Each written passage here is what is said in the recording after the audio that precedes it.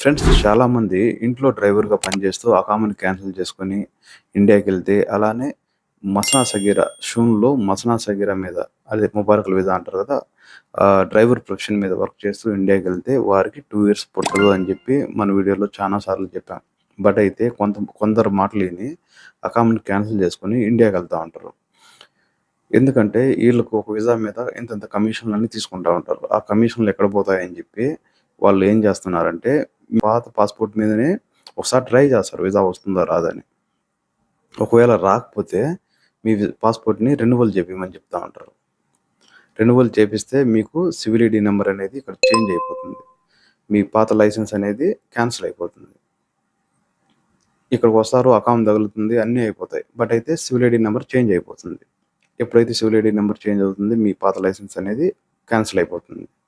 But అయితే మీరు కొత్తగా మళ్ళీ లైసెన్స్ చేపించుకోవాలి. ఒకవేళ లైసెన్స్ చేపించుకున్నా కూడా 1 ఇయర్ అయిన తర్వాత పాత నెంబర్ అనేది మళ్ళీ సిస్టమ్‌లో అప్డేట్ అవుతుంది.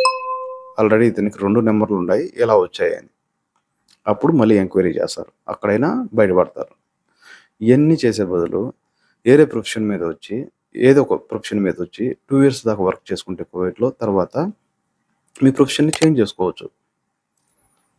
కొంతమంది మేము హెల్పర్‌గా వచ్చాము, డ్రైవర్‌గా మళ్ళీ వస్తుందా రాదా అని డౌట్ పడతా ఉంటారు. ఖచ్చితంగా మీకు గాని ఇండియా లైసెన్స్ ఉంటే ఖచ్చితంగా మళ్ళా కువైట్‌లో డ్రైవర్ ప్రొఫెషన్‌ని కొట్టుకోవచ్చు. కొంతమందుంటారు, వాళ్ళని నమ్మకండి. ఇక్కడికొచ్చిన తర్వాత దమ్‌కి చేపియాలన్నా కూడా వాళ్ళ దగ్గర వాస్తవాలుండవు.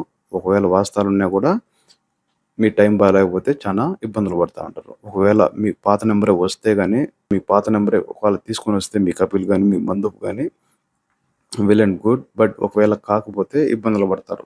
యాస్ ఎ డ్రైవర్‌గానే పని చేయాలా కువైట్‌లో అనుకుంటే. మళ్ళా ఇదొక మోసం. దమ్‌కయిపోయింది, పాత నంబరొచ్చింది.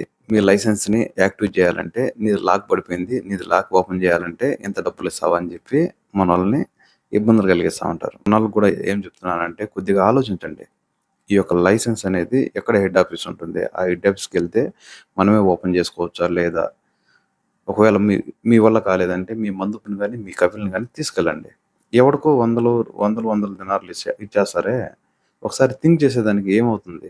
ఒకవేళ మీ కువైతీ దంప్ చేపిచ్చి పాత నంబరే తీసుకొనొస్తే మీ లైసెన్స్ అనేది మొబైల్ ఐడీలో యాక్టివ్ గాని లేకపోతే డైరెక్ట్‌గా మీరే ఆస్మా మరూర్‌కెళ్ళండి. వాళ్ళు అన్‌లాక్ చేస్తారు. ఎవడికో వందలు దినార్లు ఇవ్వకండి. Be safe friends. Follow for more updates.